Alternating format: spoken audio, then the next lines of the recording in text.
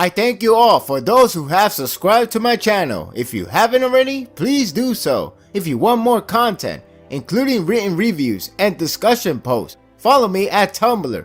If you want to read quick reviews, updates, and others, follow me at Twitter. I also have my anime list profile. If you want to check out my anime and manga listing, I'll do my best to keep everything up to date. If you have any suggestions to watch or read, or want to leave a comment, feel free to leave it at any of my contact site. I also have a store called Anime Jam. Head over to the site and get some anime goodies for you or your friends.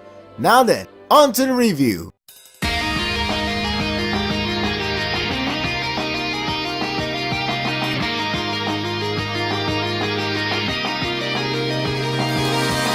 The war just couldn't get any worse, is what I thought in the last chapter. This chapter has proven me wrong, and boy, I wish I wasn't wrong. That war is beginning to show more and more of dangerous territory when a leader becomes desperate to the point everyone is a sacrifice. While it shifts away from Earth, mainly Sadaharu, it brings in more carnage, more deaths, and more suspense. Soichi decides to shift focus to Kihitai after a series of major conflicts back at Earth and the game changer that Usuro brought upon. The war is drawing near to the climax, so it would only mean that major moments will begin to occur frequently, as if the war wasn't intense enough already, even with its comedy segment.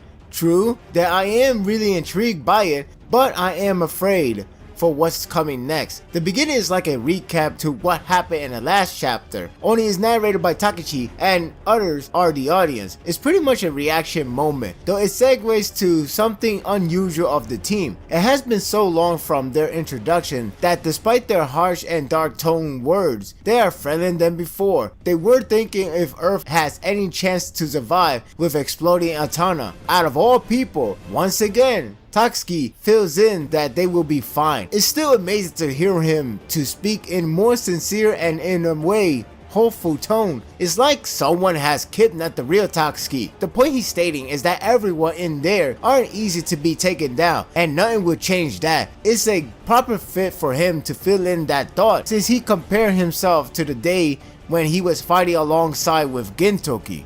It's his way of saying that he can clearly understand that Earth isn't going to lose that easy, as they always get back up and fight, even if one falls. It's a nice comparison and convincing argument on why his stance makes sense. Takechi has also plenty of good moments in this arc so far. He doesn't need to take action to be impressive. It's him being the mouthpiece that shows how far he has learned from his experience. I guess it pays off to be feminist. He's like the hype man for the team that is fighting currently, so all of them worked well together. I'm glad that we get to see them to shine one last time. Speaking of team, Shokaku and Bato are still in combat, kicking asses and stuff. One person that was missing from this group is Honkai, though I remember his body or his main core was destroyed by Sakamoto, so it's understandable that he wouldn't appear with the group. Well, I spoke too soon, because he surprisingly makes his return, though more like computer programming software. It's actually logical to have him remain as a data, so this makes sense. What also makes sense is the use of bringing him back to the war. Takechi brought him along because he is capable to break the system and prevent the weapon from firing at Earth. What's crazy is that the one talking to Takechi isn't the only one. They made 12 copies of him, and all of them failed to break in the code. It's the ongoing sacrifice to retrieve a small data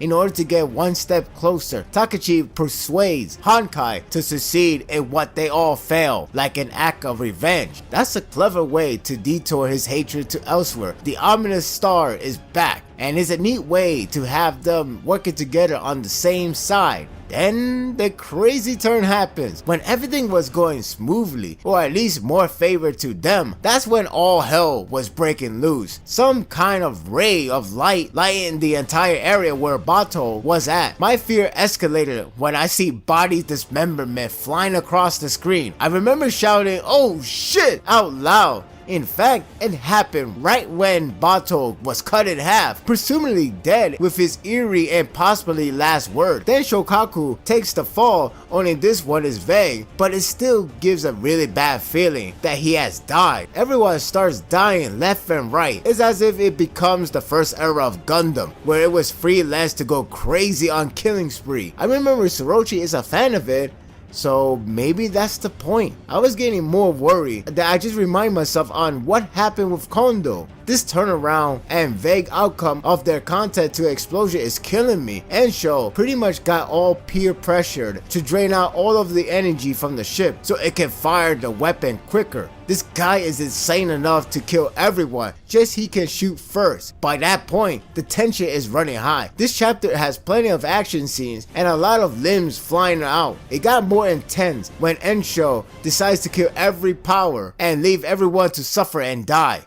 The scene with Bato looks pretty bad in terms of condition because it seems like he really took the fall. Now, we could think that maybe his vision is playing trick again, so let's hope that's the case. Otherwise, what a brutal way to end. The tension increases tenfold when they all realize that they are surrounded with explosion. The ending scene gives me a really bad feeling. As everyone is running, Matoko got caught by a random explosion that causes her to fall. Tatsuki takes notice and looks incredibly worried that she will die. The fact it ended right there is asking for the next chapter to have a dark turn, like someone would lose a limb or life. If it's Tatsuki, I think he would lose something while saving her. I don't know what to expect, but it's a haunting end that I hope is just a cruel joke from Sorochi. The chapter starts in a good heartfelt moment with everyone working together and has a purpose in this war.